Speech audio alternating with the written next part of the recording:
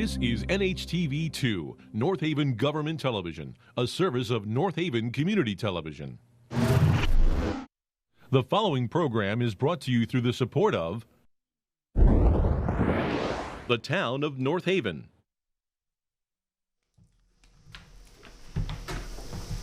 All right, good evening, ladies and gentlemen. Welcome to the September 21st meeting of the North Haven Board of Finance.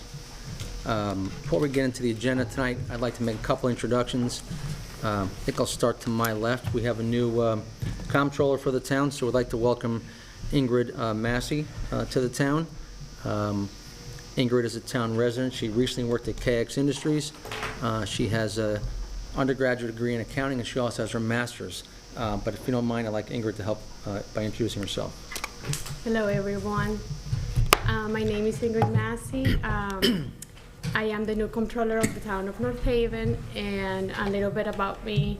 I started my career with an associate's in business administration, and then I pursued my bachelor's degree with the University of New Haven, and as I started in KX Technologies, and then I pursued my MBA in financial analysis by the University of New Haven. And I've been working in accounting for the past 10 years. Wonderful. Welcome. Thank you. She's doing an outstanding job so far, and we're very proud of her, and her wonderful background. She's already making positive steps here in our finance department, so it's been great to work with you, Ingrid. Thank you, sir. Terrific. Great, thank you, Ingrid. If you have any problems with any of the people down there, especially this Mr. Monaco fellow, I'll just let you know, and I will take care of it. Thank you, Ingrid. We also have a new member this evening, so seated between Nancy and Diane is our newest member, Nick DiCello. Nick is a undergraduate of the University of Richmond. He has his MBA from Indiana University. He currently works at Stanley Black & Decker, where I believe he's a Senior Director of Corporate Business Development. I'd like to welcome Nick, and please introduce yourself to the members in the town, Nick. Thanks, Tim, and pleasure to serve the town in this capacity. I've been a lifelong resident of North Haven. Like Tim said, I attended the University of Richmond for my undergrad and Indiana University for my MBA. I've been working in corporate finance and accounting for over 10 years, and I've spent the last several years leading mergers and acquisitions and divestitures across the globe. I've also led global teams in budgeting, forecasting, and planning activities, and I reside in town with my wife Alana and my two kids, Nick, who's 18 months, and Bianca, who's 3. Welcome. Welcome. Thank you. Great, thank you, Nick. Very happy to have you with us, Nick, so thank you. Okay, before we get into the formal agenda, I'd like to make a motion to amend the agenda to add the nomination of a new chairman and a new vice chairman, and if possible, I'd like a second. Second. All right, so, I'm sorry, did we get a second? Yeah, Wait. me. all right, so let me interject here. So what we need to do is, Tim has summarized, tonight's business is strictly for a new chair and vice chair. The secretary position is not up for nomination. The secretary is Mr. Hallahan. So with that being said, I'd like to entertain a nomination for the chairman of our Board of Finance. If I could, Mr. Yes. Frieda, before we do that, I'd like to have a vote on the motion, please. All those in favor? Aye. Aye. Sorry to interrupt, please go All right. ahead. So I'm sorry, I thought the motion was passed, so thank you for that, Tim. So I'd like to entertain a motion for a nomination for the chair of this Board of Finance. I nominate Tim Donahue. Second. All right, we have a nomination from Mr. Lianis, second from Mrs. Barrett. Are there any other nominations? Any other discussions? Hearing none, we'll call for that vote. All those in favor signify by saying aye. Aye. Aye. Any opposed? Any abstentions? I abstain. Abstain. Okay. Motion passes. Welcome, Mr. Chairman. Thank you. Great, thank you very much. Thank you, 16 everyone. years now on this board, Tim? Yeah.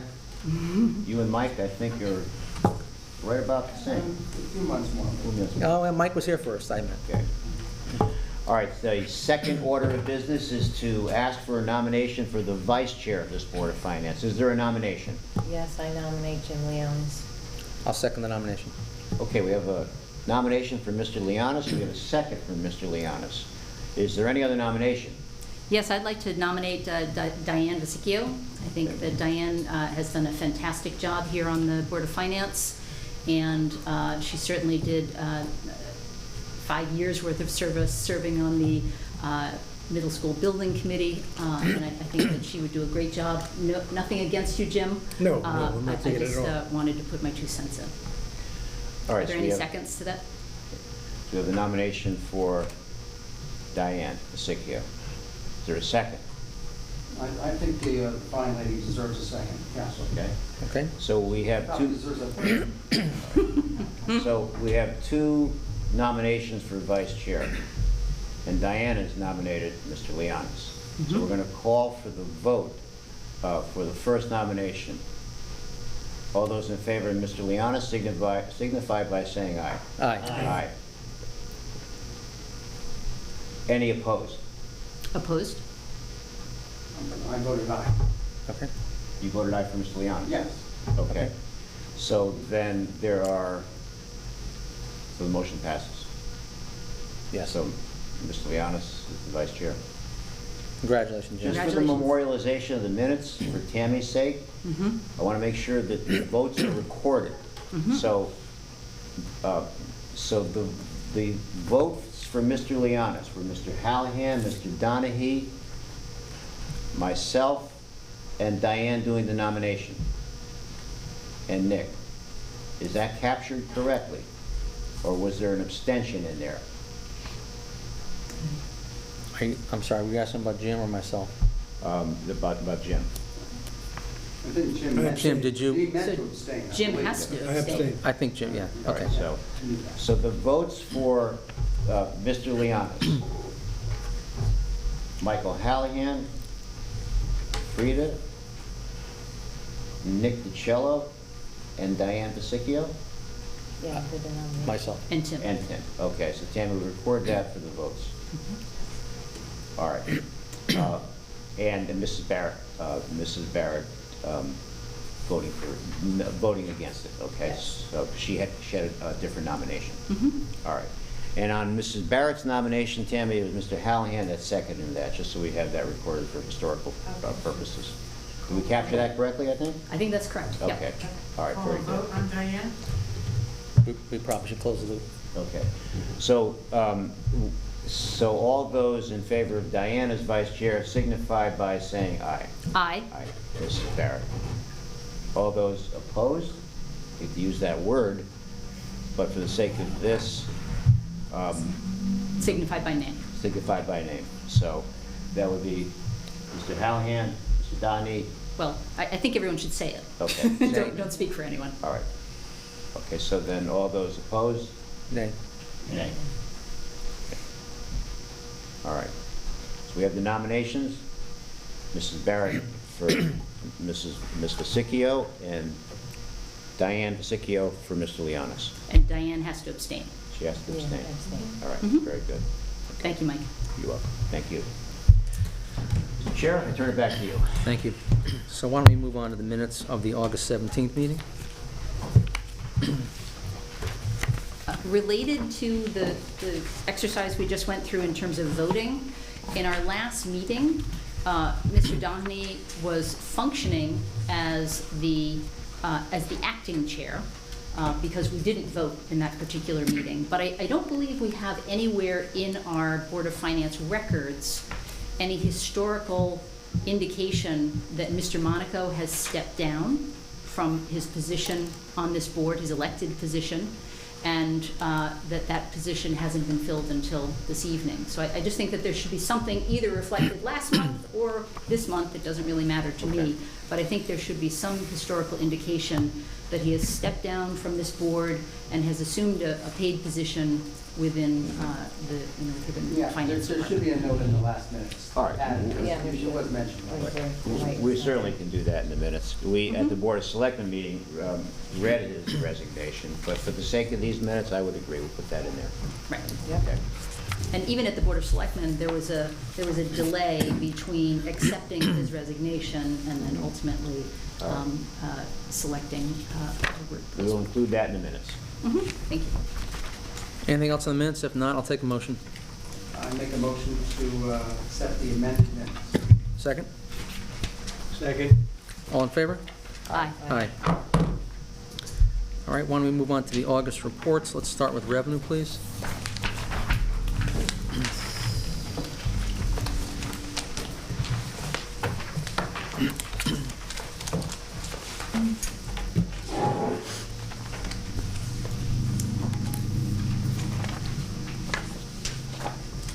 So I just have a couple of questions for Mr. Frieda, and perhaps the comptroller can weigh in on this. I'm just noticing a different counting system for grants for municipal projects. So I'd just like to confirm that there is a change in the way it's being handled. Is that correct?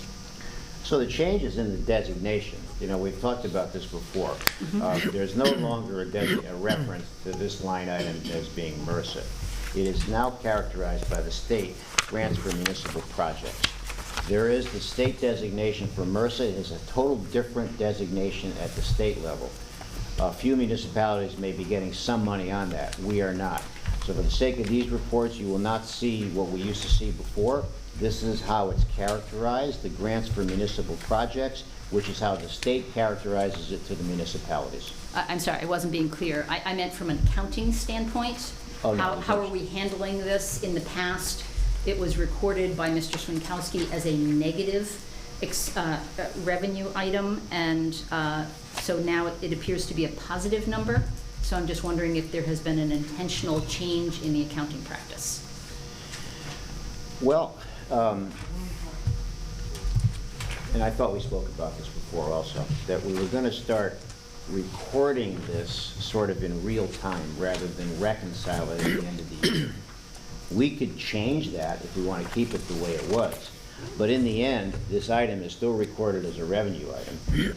And the problem we've had in the past is that we weren't capturing the credit for the revenue, and every year we would show a shortfall on the revenue because there was no revenue line items other than the budgeted line item. So we thought that we would populate it on a regular basis on a month-to-month real-time format to give a truer picture. Somebody watching on TV or someone seeing these reports, at the end of the year, they're going to, halfway through the year, towards the end of the year, they're going to see a revenue line item budgeted, but nothing in it. So we're trying to report it differently. Now, we could change that, but that has led to a lot of confusion in the past. So there's two different issues. One is whether it's recorded as a negative or a positive number Right. in terms of the expenditures that can be charged against this particular special fund.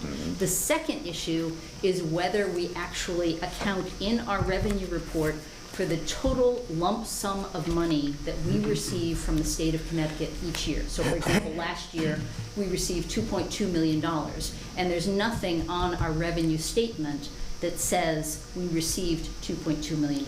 It does say a negative, I believe it's $939,000, and that's the way Mr. Swinkowski had originally set this up, to give us an idea in real time of how much money could be spent, each month on MRSA on expenditures from streets and roads that could be covered by MRSA. So there are two separate issues. One is positive or negative in real time, and second is the lump sum total amount of revenue that is certainly part of our revenue statement in our budget, but is not reflected in our revenue reports each month.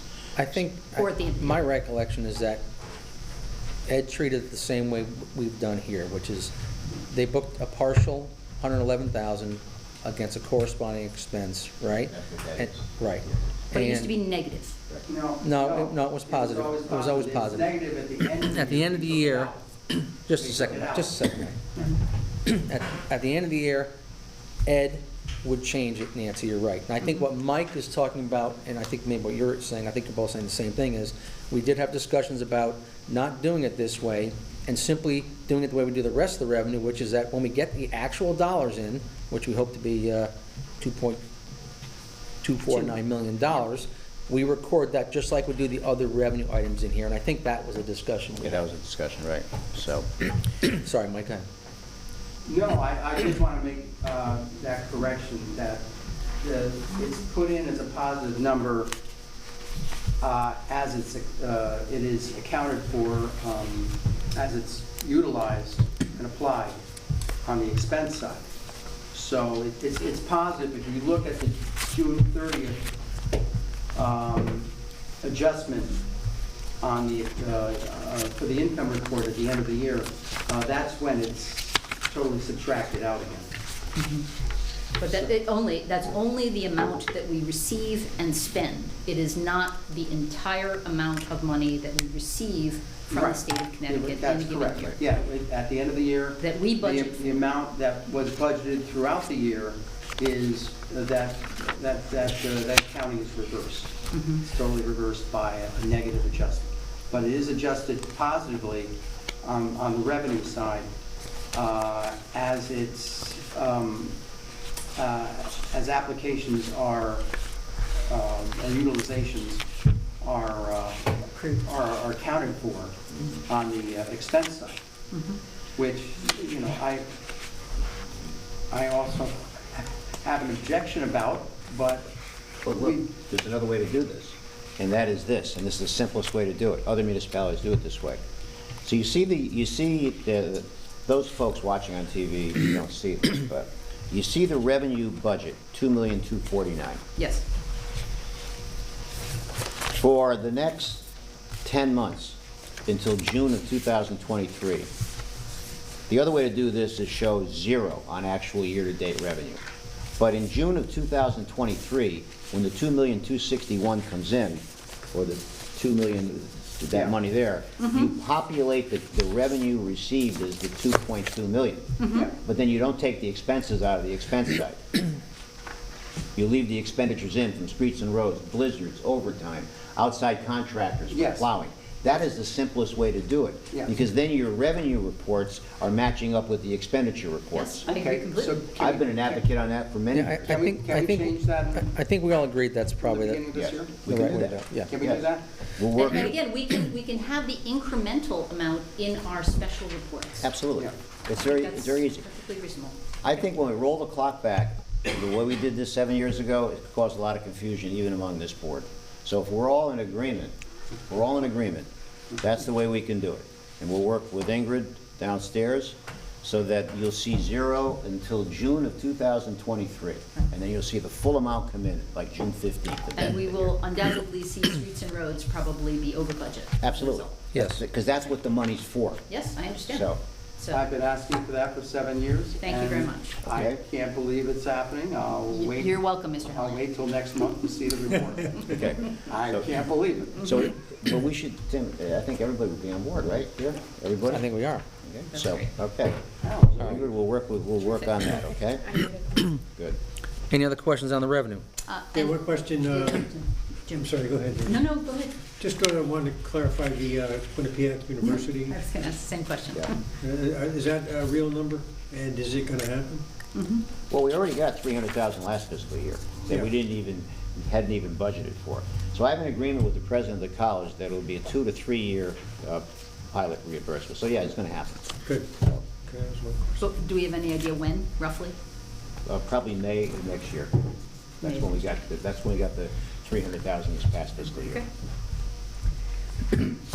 And I'd just like to point out, I'm thrilled to see the big jump in building fees and fire fees last month. So let me That's really explain nice to that. see. So now that we're coming out of COVID, a lot of these projects that I've been involved with, now they're starting to manifest themselves into actual permit applications. So some of these projects, in fact, it was in the middle of July, we saw a number 1 week of like $200,000. So I have a systematic set of projects unfolding that will continue to get us to where we need to be on this line item, on building permit fees and fire fees. So short of any other slowdown with the pandemic coming back, we're on a course here for project after project, economic development-wise, to continue, which will translate into building permit fees. So we're going to try to keep the momentum going on that. That's great. And I see $34,000 in ARPA funds that I assume the way it's reflected here, even though it's on the revenue statement, that means that we've tapped into that resource and we actually used it to pay for something? You know, I'd have to double check that. Okay. That might be an error in reporting, because we put in 1670, and Yes. what we've done in the past, last year was a good example, we waited till the end to see how far we were short before we applied that dollars. So we'll make a note of that. Ingrid, we'll make a note of that to confirm whether or not there was an expense against that, or whether it's an entry error. Right. I believe back in, I want to say May, Mike, you provided us Yep. all with a beautiful spreadsheet of the ARPA funds by year and the expenditures. Perhaps that could be an ongoing update, just so that, Yep. we don't lose sight of this, during the next 10 months. We could do that. That would be great. All right, let's move on to expenses. Any questions on the expenses?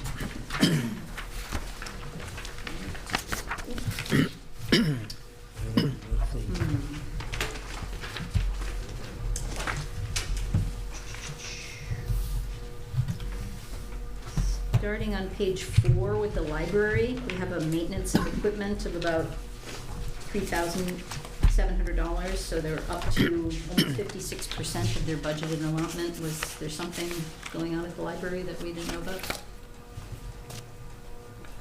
So you're on page 4? Oh, I'm sorry, yes, page 4, public libraries, maintenance of equipment. It's an encumbrance, Mike. Yeah, it's an encumbrance. Yes, it's an Yeah. encumbrance, yes. So we're expecting, We're expecting an Okay. expense there, but that's what that is. It's an encumbrance of a not yet expenditure.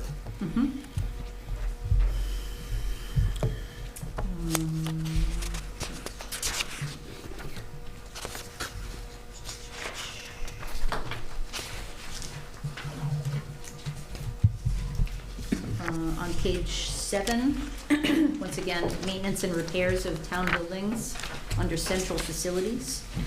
We have about a $15,000 month-to-date expended with an encumbrance of another $1,850.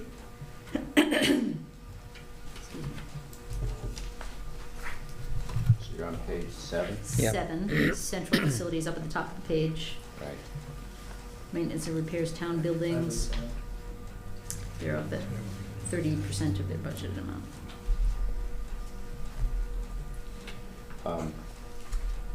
I'd have to double check that. Okay. I think I know what that is, Mhm. but I'd rather get that double checked. Okay. Sure, of course. Tammy, we'll make a note on line item 0409, okay? Page 7. Great. Anyone else? I don't want to take up all Yeah, your what's voice. the negative in the IT on the same page, Mm, the good maintenance question. contract? That was a coding error from the department when there was a requisition entered, so it was just an offset as to what was an error. Okay, so it was just, okay. Yep. Got it.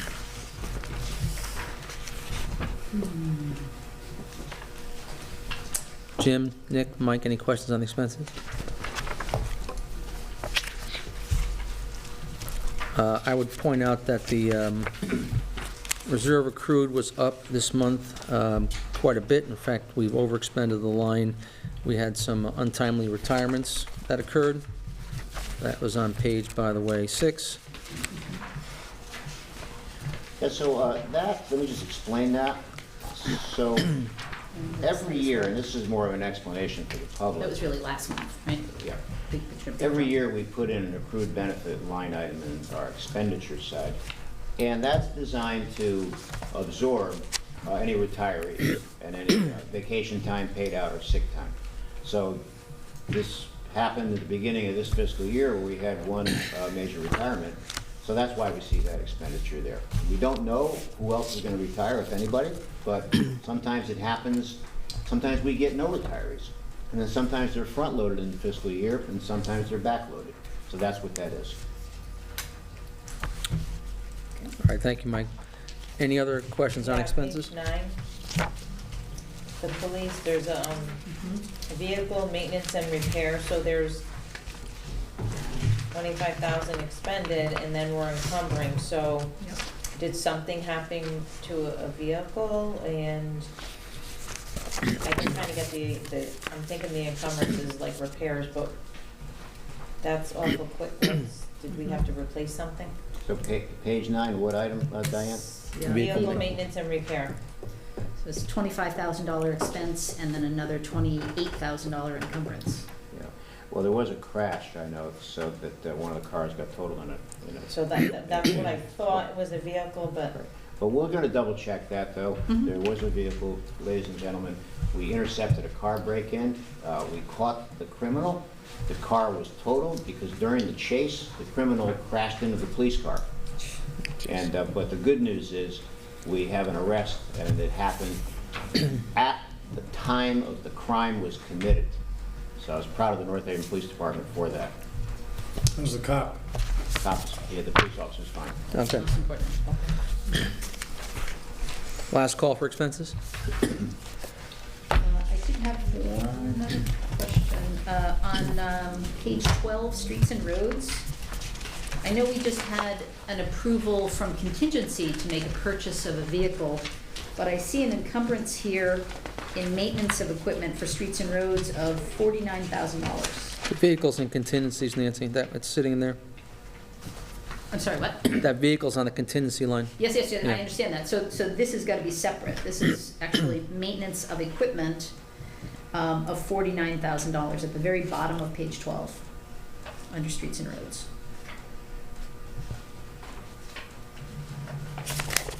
Encumbrance again, Mike. Yeah, It is an encumbrance, yeah.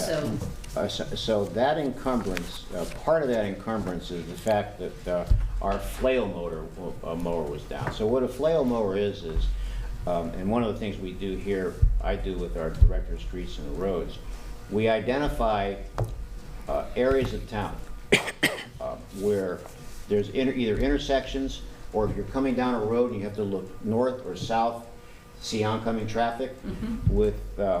With what's happened in many municipalities, there's a great overgrowth of vegetation. oh, right. So I'll use Mansfield Road and Hartford Turnpike as an example.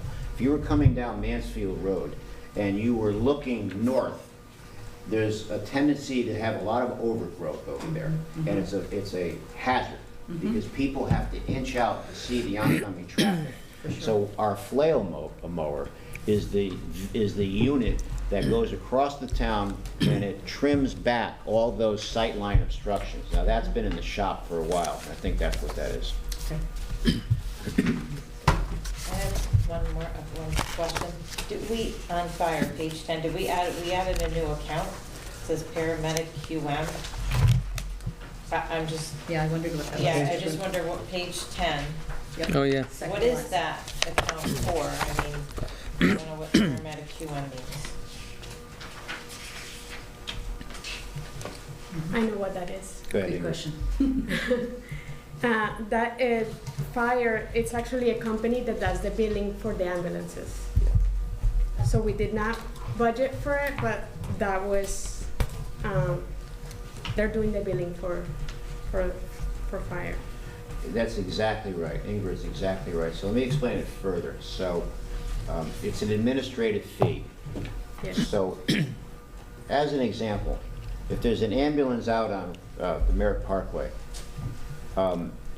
or an ambulance out on 91, and there's a transport, the town has the ability to bill the insurance company for that cost.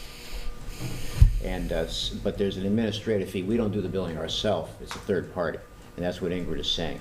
So that we hadn't budgeted for that. So we don't see it to be an accumulation of a lot of money, but there's a reimbursement to it, attached to it, because we get reimbursed from the insurance companies, and the reimbursement is going to be more than what the administrative charges are. Now, we hope that we don't have a lot of these incidents, but the reimbursement will exceed the administrative charge, so thank you, Ingrid. Mike, wasn't that originally supposed to be part of the duties of the deputy chief? Not in the actual billing itself. The deputy chief would be the town's guardian and representative to the billing agent to make sure that the billing agent wasn't overbilling us, analyzing the administrative charges that may have come in at the time. But the deputy chief did not do the billing. That's a third party that does it. I see. Okay, but this is the first time we're ever putting Yeah, this yes. in our budget. Right. So we've used outside vendors in the past, We've used this outside vendor. this in the outside past, vendor, yes. but we've never had it as part of our budget. Right. I see. So it's just an added line item to illustrate some of the things that weren't being reported before that were, How long have we used this particular vendor? Just so I have a. I'd say 3 years. 3 years. So- Okay, thank you. Are we allowed to add one? Well, it's one, either he puts it in a line, I mean, it had to go, we had to pay the bill, right? So he would have put it, Yeah, Ed I didn't know Ed it would would have put be it like in. an offset to income. We had a line last year, I think, maybe that was a revenue line. Yeah. That was, Yeah, that we we. frequently added Oh, yeah, revenue add tons lines of like revenue. FEMA and so Right, I forth, mean- but I don't think on the expenditure side we have. So what was happening in the past was, and I supported Ed on this, that we would just do a net revenue number after expenditure. So we're just putting the expenditure in now, and we'll see the full revenue. Okay, I just asking a bookkeeping question. Thank you. All right, why don't we go on to special funds? Oh, I just have two more questions. One is very quick. So what is the impact of the renovation of the track at Vanacore Field on the maintenance contract that's listed on page 14 for $80,000? I mean, I understand that we haven't incurred any expenses, but this is an $80,000 annual expense, and Right. we won't really be reaping any benefit for probably half the year. So we'll be saving dollars in that line No item. question. Right. So, in terms of what that's gonna end up to be, there will be, once we level that field out, a reseeding to prep the field for next year. So it all depends upon the weather in the spring as to when the outside contractor will start maintaining it. I would not, and this is just a guess, and it's difficult to project, I would be 95% positive that we're going to see a line item expenditure, 50,000 or less on that line item. That's what I would hope. Okay, great, thank you. And then my last question is on page 16, pool equipment.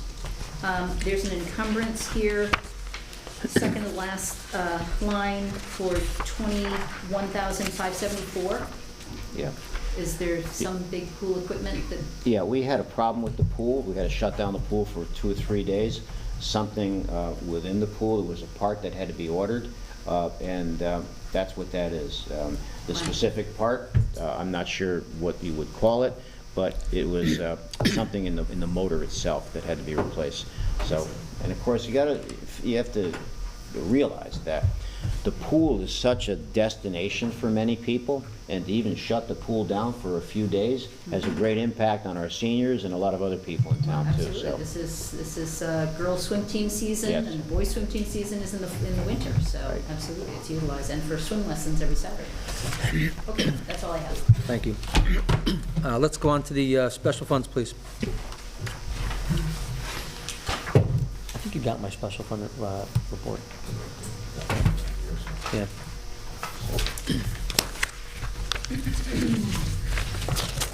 Mike, you seem primed for a question? No, but I would like to make a request Thank you. of our brand-new finance director. I don't want to scare you away, but I want to ask if it's possible to generate a MRSA or grants for municipal projects accounting. That is, I'm looking for individual inputs and outputs, income and expenses to that account over the past 6 months, and going into the future. Isn't that what this is? I know this is June, but isn't that what this is? No, that is the application of those funds for expenses prior to receipt of the income. I'm not looking at, there's 2 sets of funds that we utilize here. One is the current year's allocation of funds, when that comes in and when that goes out. That's on our income and expense form.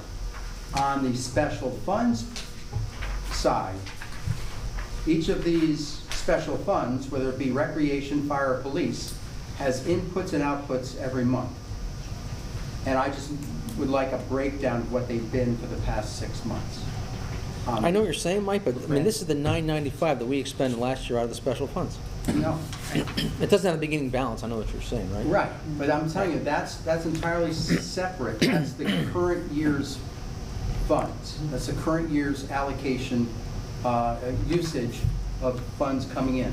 I'm talking about what's listed here as MRSA, and our MRSA savings account. Yes. Now, this savings account has additions and subtractions based on approvals for expenditure of equipment and for surpluses, hopefully, that we get and utilize every year.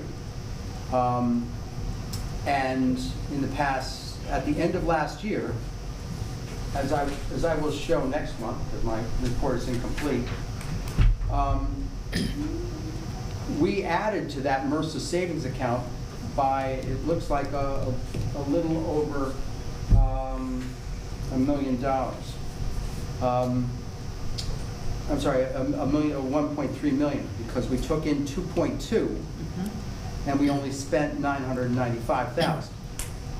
So there should at some point have been an addition, a change in that account. Now, because we didn't receive a May special funds account, we just received the June 30th end of the year figure for MRSA.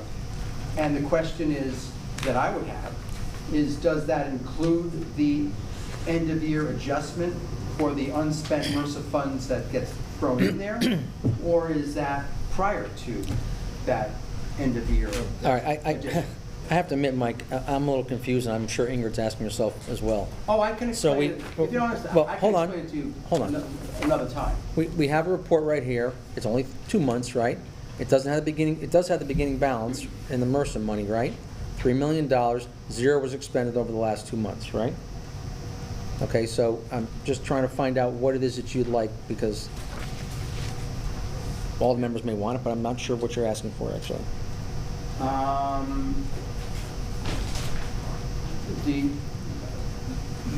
This has never been presented this way, but yes, the net figure is here, a net. I'm looking at the August report, by the way. You may have, do you have June in hand? What do you have there? Right. Well, 2249, Which report do you have? I'm sorry, I'm looking at special funds, June 30th. You want me to take Mike through this? Yeah, So- so- yeah, because there must be 2 additions there. Right, so here, let me try to explain this. Okay, so we're looking at the June 30th report, okay? June 30th special funds. Right, the special fund. Before I explain it, Michael, go down to the lower left, okay? We've added, what we're doing is we're showing the expenditures. We showed the expenditures there, okay? You see the 995,000?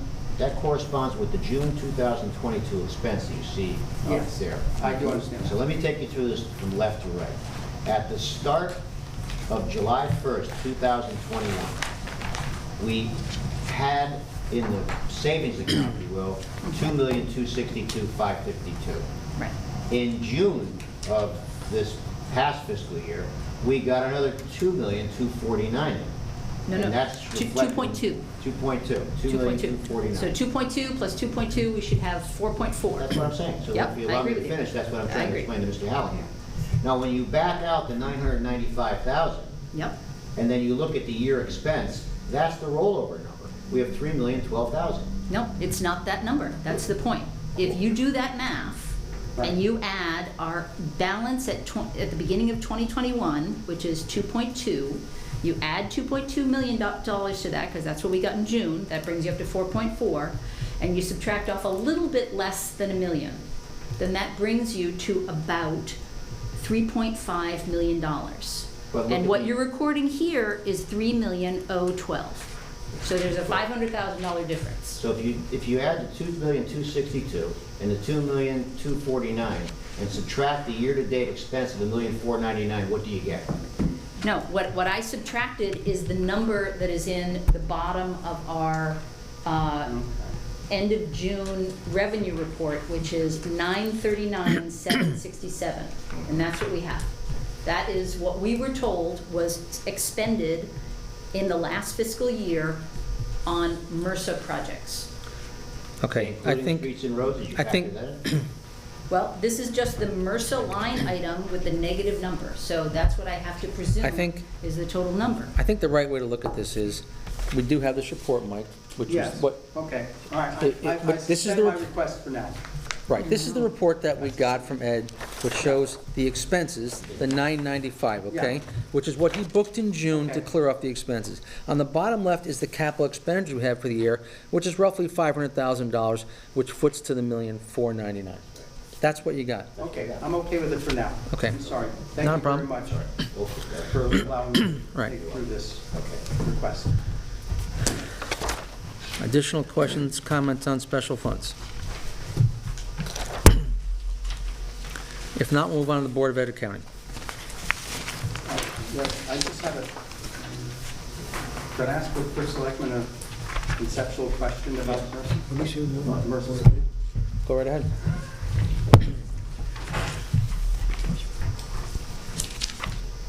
Yeah, I have two questions for you. First one is, MRSA surplus at the end of the year. I believe that it should be inclusive in the evaluation of the year-end outcome for each and every fiscal year. That is, if there's a surplus that's put into MRSA, then that budget year should be credited with that surplus. Meaning that when you explained to the public that last year's surplus was 96,000, That's the projection. I believe that it is 96,000, but it's outside of the amount of money that is going into that MRSA special fund. And I think you've indicated that MRSA special fund is being considered by bond rating agencies as an asset that is similar to our unappropriated fund balance. And so therefore, for those two reasons, it's my feeling that the unspent MRSA money deposited into that special fund should be considered as a surplus for the prior fiscal year. I think that's a question for the accountant, Mike. Okay. But I think in the end, when we start working with the auditors to map out what the fiscal year actual surplus was, that will come up. We'll see what the auditors, how they would recommend us treating it. So I think it's an open-ended discussion, and we'll see how it plays out. And ladies and gentlemen, those watching on TV, these are good problems to have. I guarantee you, not a lot of municipalities have this type of I'm going to say, an opportunity. Okay. And it is part of my analysis that will be handed out the next meeting. Okay. All right, if you have an analysis, Mike, it'd be better if you gave it to us beforehand, if that's possible, so we Yes. could digest it, rather than try and figure it out up course. here, so if that's possible. That's a great thought. Thank you. Thank you, sir. No problem. And likewise, any of these reports, I would love to be able to get in advance of these meetings. Yes. I understand. We did get two of them in the package. I did make the request, Mike, I know when you sent me the email. Obviously, we're still getting back up to speed fully on Yes. our accounting staff. so And I going want to, forward. I want to thank you, Mr. Chairman, the first selectman, and our new finance director for the additional reports that I requested that were provided. Thank you very much. All right, so, Board of Ed. Mr. Chairman, one question. I'd like to know why the broker prompted, in Howard Wardlow's script, in the first paragraph, he mentions that the broker encouraged him to use a lower number than what was budgeted, and now he's over budget. Do we know the reason why? Well, I'll leave it to Mike, but my guess is that they have to make an estimate of our potential claims in the future year. You're trying to make an estimate of claims, and we'll see what Mike says, but I'm assuming that they reevaluated that. So, yeah, I mean, you're right. The way it works is there's an estimate at the beginning of the fiscal year, let's say. We have to put an line item in the budget. Now, let's say there's something that happens. Let's say a truck gets crashed. Let's say there's a liability issue that has to be funded. So this, I guess, would be analogous to some of the other funds we talked about, the unpredictability of what's going to happen with these funds. We put a budgeted item in, but yet, and particularly in self-insured models, you don't know what the claims are going to be. And we see this whether it be in medical, dental. We've talked about the seriousness of special ed here. So there's volatility in a lot of these line items, and we can't predict what, in this case, what the liability would be. And that's what Howard's saying, Jim, in the first So, paragraph. would be, well, I know it's premature, it's only a couple of months into the budget, but will this hurt us in the end, being over budget with our insurance? Well, I think it possibly could on that line item, but it would be no different than what I presented the other night at the high school, showing the lines that were over $20,000 that were overspent. Yeah, that's So easy. there's a mechanism for reporting on something like that.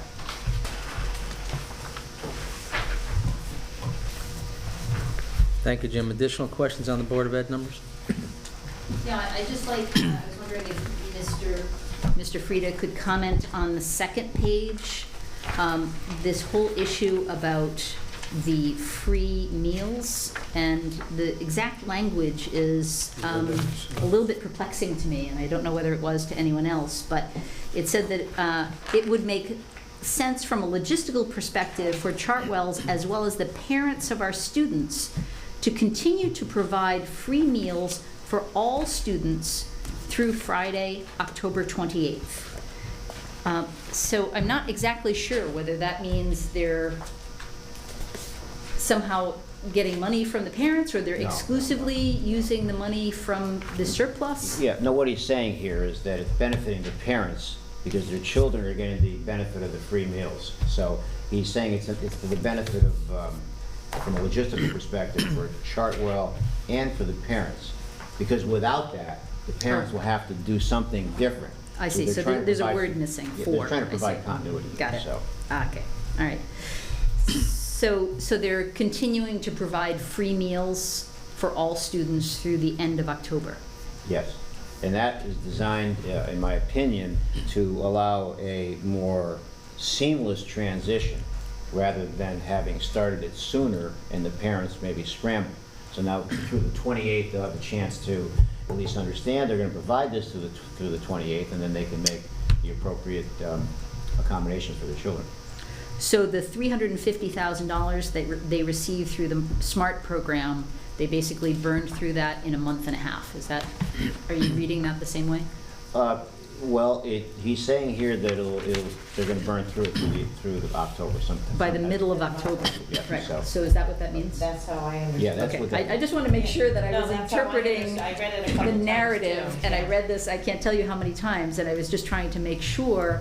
And again, I think that this program was initiated as they were transitioning back from the pandemic, so I'm not quite sure at what point do we say we go back to the way that we were before, in which there was always going to be subsidized breakfasts and lunches for individuals from, certain economic backgrounds, but everyone else would either bring their own lunch or buy hot lunch. Right. Is that the feeling, or? So that'll be their decision. It won't be our decision. Okay, I just Yeah. wondered if you had some input based upon your conversations, because it's not clear where this is going beyond the end of October. So right now, beyond the end of October, the money, there'll be no more free lunches, and then they'll make adjustments and propose the adjustments internally, and then they may come back, we may see a different paragraph or narrative in the next couple of Board of Finance meetings. Okay, and they would pay for that from the surplus from what? That's undetermined. I mean, Okay. we wouldn't know that until it happens, so. Okay. And it appears as though we only have 2 of the 3 special fund reports here. One is for medical and dental, and the other is for special ed, but we don't have the capital improvement one. Am I missing that? These are the really long sheets that are folded. So first of all, medical and dental is now, it appears as though at 137.7% of the reserve required, which is great. It looks like they used a little bit of the special ed funds that was up over $300,000 to pay for some special ed legal fees. But as I said, I don't have the special fund for capital improvements. We don't have that here. I think that number's gonna end up to be $211,000, but we'll have to confirm that with Howard at the Board of Ed. Okay. Frequently in our special funds. Let's see. Yeah, it was actually listed in the Board of Ed capital improvement on our special funds short page, but, yeah, it was $640 as of July 1. Looks like they had a $200,000 expenditure in June. And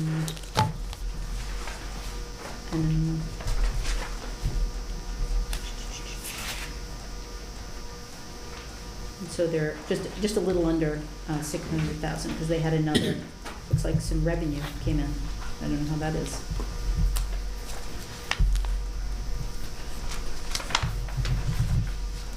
PTA donation, Board of Ed.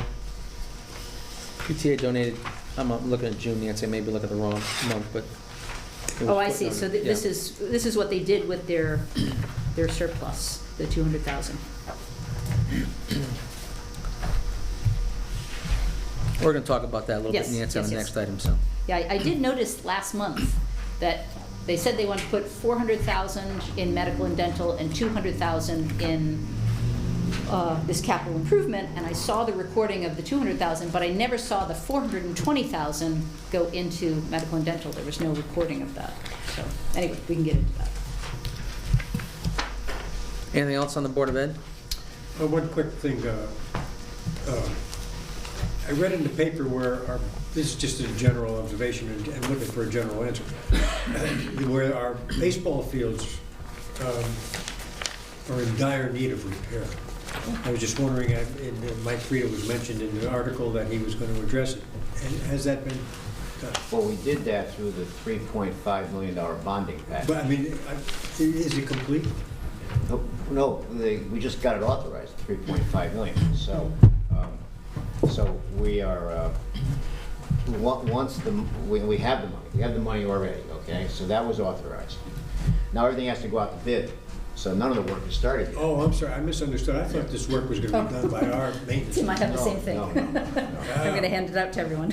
Okay. No, that's part of the bonding package for the capital improvements, for the athletic facilities, the girls softball field to comply with Title IX, the boys baseball field, and part of a larger project which includes the track renovation of Vandenberg Field. Okay, thank you. I'll make a motion on the reports, please. I'll accept the motion, thank you. Make a motion. Second, please. Second. All in favor? Aye.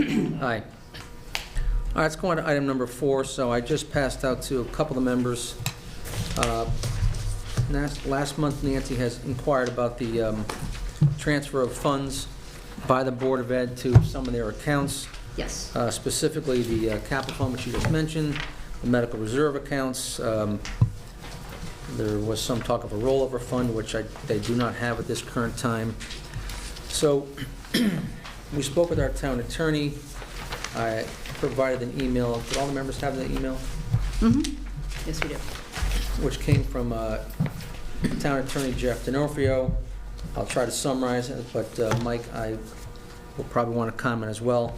And we checked with Howard too, by the way, and Howard's Howard Wardlow from the Board of Ed. Howard actually had the same opinion. His is an legal opinion, of course, as Jeff, but Jeff's opinion, Nancy, is that the Board of Ed's transfers to the medical reserve accounts, of which we have 2, as you know, workman's comp and just sort of the general medical reserve, don't require Board of Finance approval. However, he's stated here that transfers into the capital improvement fund and any Board of Ed unexpended prior year funds, which we did have at one time, but we do not have any longer. Those do require approval by the Board of Finance, and you might note here that could occur after the close of the fiscal year end. And then dollars moving out of those two funds would need to be approved by the Board of Ed. So before we have some discussion, I'd like to open it up to Mike, as he was in on the conversation. Yeah, I committed to put this item on the agenda based on the feedback we received.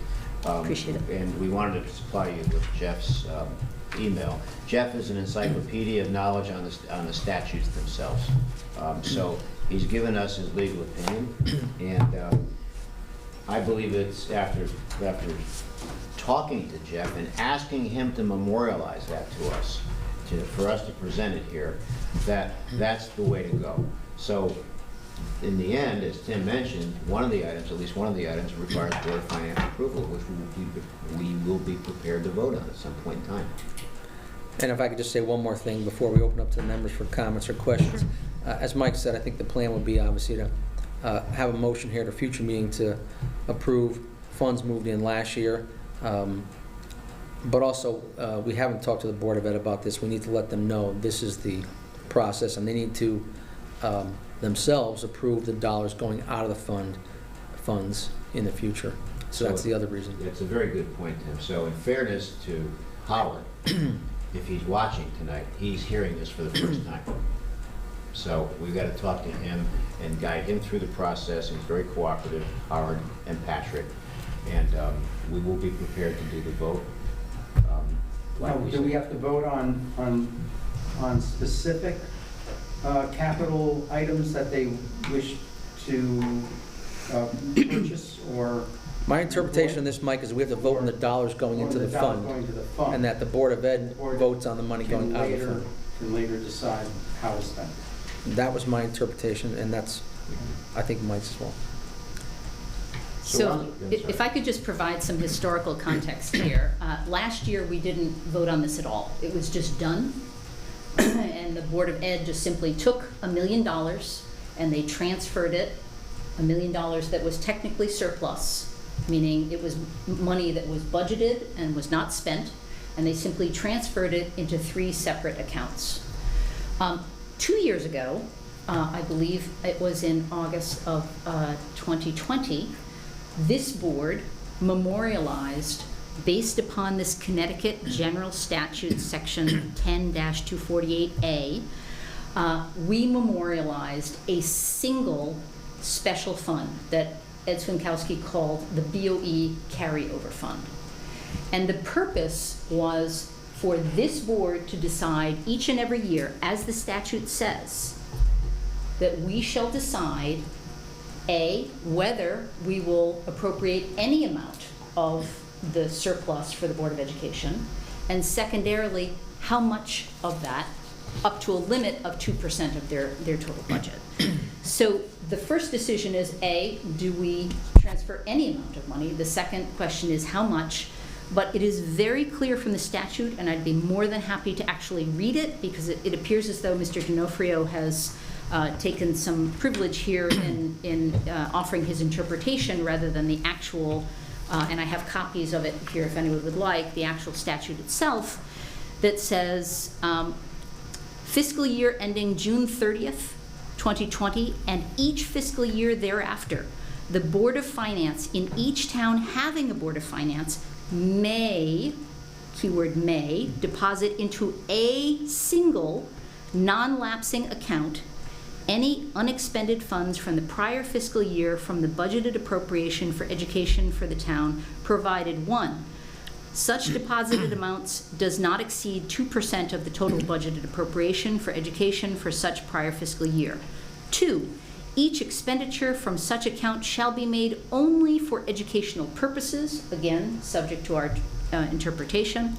And 3, each such expenditure shall be authorized by the local Board of Education for such town. So they have to vote on it first, we vote on it second. So I just wanted to provide that as historical context, because we have in fact memorialized a single count, a special fund, if you will, called the BOE Carryover Fund. And the purpose was, according to Mr. Swinkowski, that he himself would serve as the gatekeeper of that particular fund, as opposed to we will transfer this into these 3 special funds and they can spend it any way they want.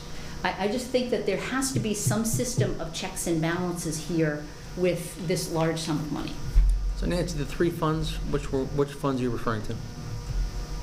So last year, I believe it was medical, special ed, and capital improvement.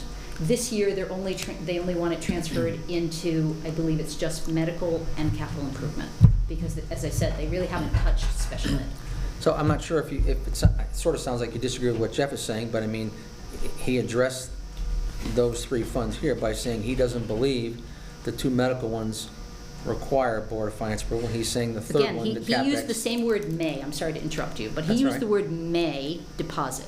So that is a key word that both Mr. D'Onofrio as well as the statute states. And there's some legal significance to that. But do you understand that in the statutes, Mrs. Barrett, there are 2 forms of, 2 words that are used, may and shall? Shall mandates it, may Yes. doesn't mandate. Yes, I am aware of that. And I think Thank that's you. what Jeff is saying. And occasionally they use must, Right. yes. So, But the may here is referring to the capital expenditure account. That's the may, because one of the things that Jeff No, said was... it's may deposit, I know, right. may deposit. But that Uh-huh. may deposit in the context of our conversations here is referring to the capital expenditure account because that's the only one that would require the Board of Finance's approval at this moment.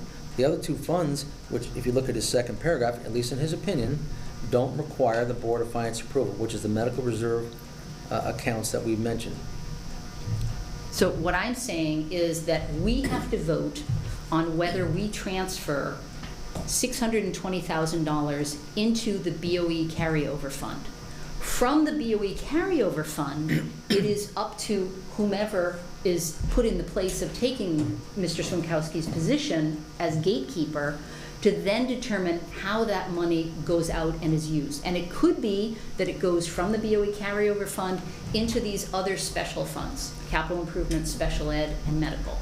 But I believe that we as a board have memorialized this one fund, this BOE carryover fund. Which I believe and it was is at just 0, drained. right? It exists, it just happens to have a 0 balance Right. currently. Okay, so we just said that we are going to have a vote on the capital expenditure fund, right? This BOE carryover fund. No, I said capital expenditure fund. That's what was my introductory remarks, right? Well, but this statute says that we have to deposit it into a single non-lapsing account. And this board memorialized that single non-lapsing account as being the BOE carryover fund. Last year, we just skipped over it. Okay, well, for bookkeeping purposes, it could go into carryover, and carryover can carry over into capital. Is that right? I guess the distinction you're drawing, which I didn't draw when I drew this, but we can certainly ask Jeff, is that we can only have a single account. I guess the way I looked at it is that, we had this non-lapsing account, carryover account, whatever. It was a 0 balance, right? Mm-hmm. Let's assume you're right for a moment, then in that example, we've already voted on the account. All we have to do is vote in the dollars to go into the account, right? No, that money was transferred independent of this board into these special funds. And what I'm saying is that never should have happened. I understood that point. I think thought it you were- should be put into this BOE carryover fund. That's the point. And so the idea is that it funnels into a single account for the purpose of Jeff's checks and opinion is balances. the dollars and that went to the backup. medical accounts don't require our approval. That's what he's saying here. It says it right here. It's very clear. The Board of Finance may deposit into a non-lapsing account any unexpected I funds. read it, It's not and you read the it. Board of Ed may. You have to read the we whole, may. it's only one paragraph, Nancy. Read the second paragraph. The second paragraph specifically says that he, in his opinion, that the Board of Ed does not require our approval to move the money to the medical accounts, the reserves accounts we've been talking about. That's what it says. Well, when we had Mr. Centofonte here, he said very clearly this board has to vote, and it has to vote in advance of that money being moved.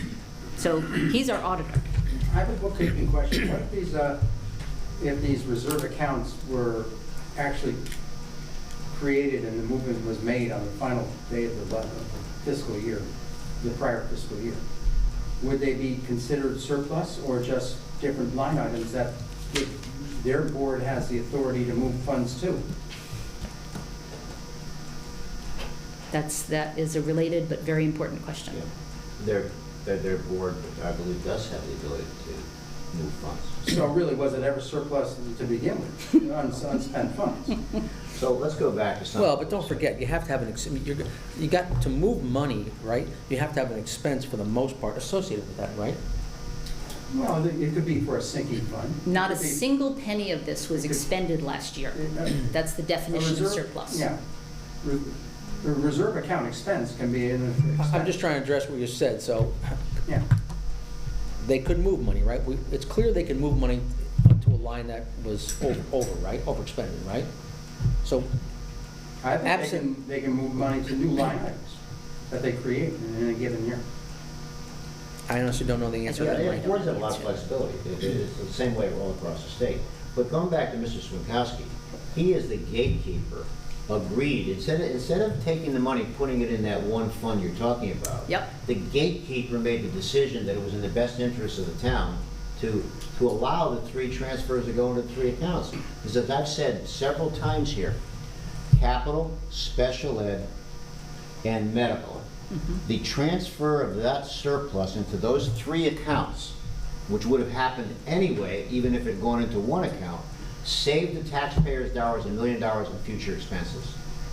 Because they would have been potentially items that the Board of Ed would have occurred in the next fiscal year. Right. So he fortified the reserve accounts to give us a cushion against rising medical claims. Capital, it went in a capital account, taking out a next fiscal year expense because it was funded through the surplus of the previous fiscal year. And special ed, fortifying the reserve accounts, understanding the volatility, so that if we had 15 new special ed children that came into the district that were unbudgeted for, we had the money. So this is no violation, it's actually good accounting. We're fortifying 3 different areas that save the taxpayers money in the next fiscal year. So the question is, instead of transferring into 3 accounts, should it go into the 1 account, which will end up going into 3 accounts? Right. Because anybody on this board that votes against putting money into special ed, into capital to save future taxpayer expenses, and not looking to fortify a self-insured medical account, that would be a bad decision voting against that. Well, but again, if we look very carefully at these 3 special funds, they are 3 very distinct special funds. The medical and dental is constantly, it's like it has a turnstile. The money comes in, the money goes out. That is very different from the other 2 accounts that, as I mentioned, capital, yes, there are some expenditures, but mainly money is going in there and going out at, much different rates than it would for medical. And special ed, again, that is simply amassing money, and it is important to have that set aside, but I just think that there has to be some level of checks and balances here, rather than just giving the Board of Ed free rein on 2% of their budget every single year.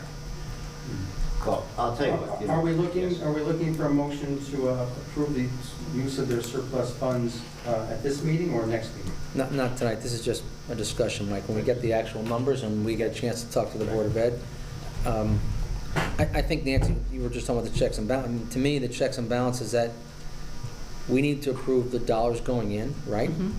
Okay, which I guess in theory, if they had a surplus of just making some numbers up, $800,000, we could say you can only transfer in 400, or we could say you could transfer in 800. I guess on the going outside, my understanding is from this, and having talked with Jeff, is that when the dollars go out, the Board of Ed has to monitor that. That's their role as far as I understand. And also, to your point, last year they are claiming that they had a $75,000 surplus, but that's after this $620,000 transfer. So in reality, they had more like a $700,000 surplus, right? So I think that in the interest of accurate accounting, but also in the interest of actually adhering to the Connecticut statute and instituting a system of checks and balances, I just think that we really need to adhere to this regulation. I think the board, I'm speaking for myself, I should say. Speaking for myself, I think we are willing to adhere to it. I hope we have the right understanding, because, you know, listen, I'm not the attorney here, Jeff is, and he's had a practice in municipal law for a long time. And I don't want to keep repeating myself, but the way I understand it, Does he give any other reason why it does not run afoul of those two? Well, he not only knew the statute, Two statutes? he reread the statutes. Right. So, look, in the spirit of cooperation, I'll tell you what I'll do. I'm gonna be with Jeff on Friday. I'll see if he's willing to address this board the next. Yeah, and have him propose how we should act on it. Right.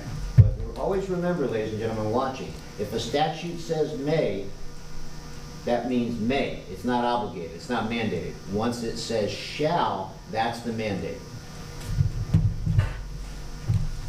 Okay, so I will work on that in the spirit of cooperation with this board, okay? And again, I believe if you read this carefully, he's actually suggesting that we enter into an MOU agreement with the Board of Education Yes. that I think would be an entirely We have different We have an exercise. informal agreement. We that have not currently, established a But policy. we can formalize. he did mention that. You did. Yes. But He mentioned keep in mind what Tim said earlier. Jeff has already forwarded to me recently examples of what an MOU would look like. But in fairness to Howard and the Board of Ed, to have that discussion here and make that decision, we have to meet with Howard and Patrick and show him what some of the recommendations are, which we will do. That's fine with me. Okay. All right. One final thing before we go to public comment. So, Mike, I know Mike had some information requests this past month, and historically, we've all had requests, myself and others, and the town has always graciously provided the information. The only thing I would ask is that, and I'll tell you the reasons why, if we could try and get the information request a little bit earlier prior to the meeting, okay? If you could try and cycle them through myself, that, I think, really a courtesy, but I think the reasons I like to do it that way is that is really the precedent, but I think it's only in fairness to the other members that we all have the same information when we come to the meeting, right? So, I mean, Mike, I know had some information he wanted, and I know Stacy gave it to you. I just think that we all should have it once, especially if we're gonna have a conversation about it, right? And then, although I don't think it's ever happened, I think it's only fair to the staff that we make sure that we don't overly burden them with an excessive request, that's all, which I know didn't happen here, Mike. So, just it's really more of a reminder. I know Nick is new, so we didn't talk about that before either, so if we could just please do that in the future, that'd be great. Although to some extent I agree with what you're saying, it doesn't have to be an incredibly strict policy whereby if I do receive some information and have some questions on that information, I should be able to get it clarified without questions and answers going back and forth. No, I didn't really say that, Mike. Right, okay. Right. Okay. Right. But thank you, I mean, I understand what you're trying to do. Perfect. Public comment? Ms. Boehme.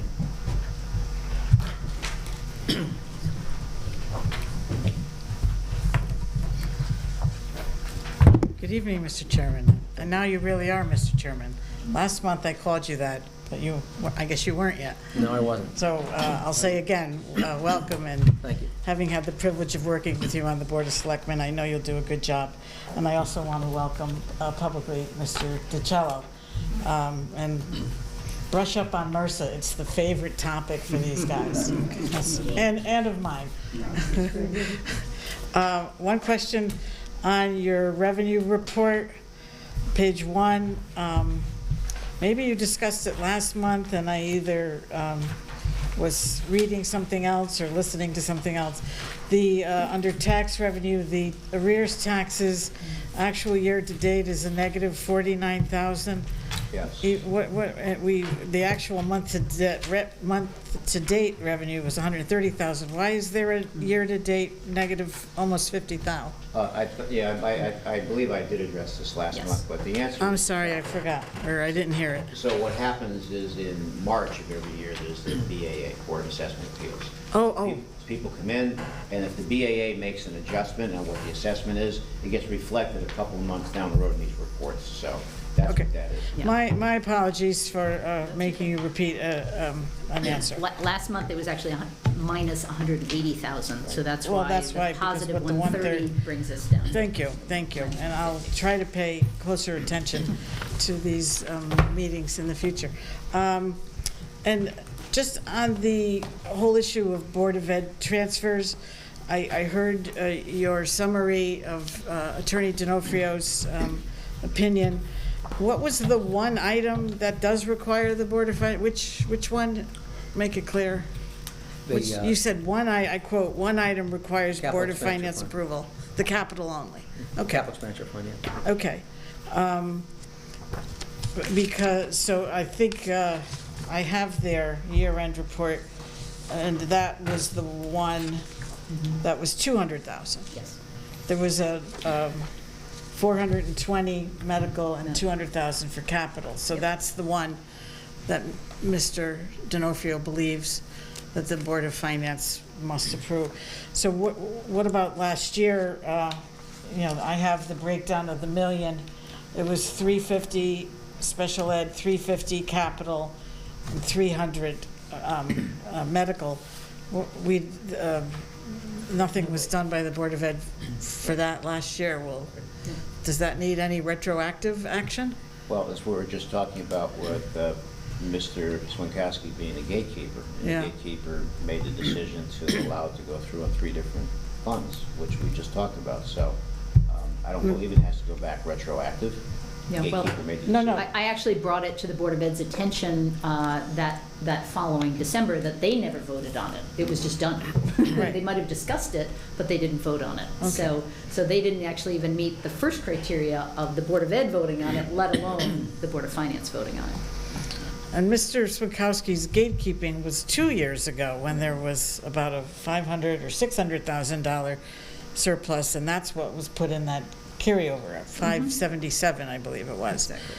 But this million, I didn't think there was any gatekeeping at all. It just, Oh, no, Ed was involved, Sally. there was, he Yeah, did, okay. Absolutely. Okay. But the Board of Finance certainly did not take any vote on the capital portion. So I just wondered. Okay. I'm glad that we are doing it right now. I heard some reference to a memorandum of understanding. I don't know anything about any proposal for it or if you guys have, but I think that that's a great idea. Because we need to keep the Board of Ed on board with all of this, and I think a written memorandum of understanding with whether you call it extra money, surplus money. I consider it surplus because this is all money that was budgeted but not spent. So I agree with Mrs. Barrett, that's the definition of surplus. We need to have a memorandum of understanding about how that will be dealt with. Because obviously, I think the two boards have to work together, which is what I think Mrs. Barrett was suggesting last year about the $1 million, and the chair at the time cut her off and said that that's not how things are done. They could do whatever they want with their money, which obviously is not true, especially with capital. So I think, the way she was treated last year on this issue was very unfair. So I'm glad that we're addressing it, and I think Mr. Frieda's position is correct, that he's acknowledging that we have to address it, and I hope to see a memorandum of understanding soon. Thank you. Okay, great. Thank you. Any other members of the public wish to speak? I have one item, one quick quickie. In May, we got this great sheet from the first selectman on ARPA funding, or ARPA budgeting, and how the money might be spent. And I just wanted to know whether there was any sort of revised sheets you might want to provide. Has there been any changes to these numerical proposals? There's been changes in the allocations, and I'll bring it to the, I'll show the board next month. Okay, great. That's all. Thank you, Mr. New Chairman. Motion to adjourn. I'll make, I'll let Nancy make it, and I'll second. All those in favor? Aye. Thank you. The preceding program is brought to you in part through a grant from the town of North Haven.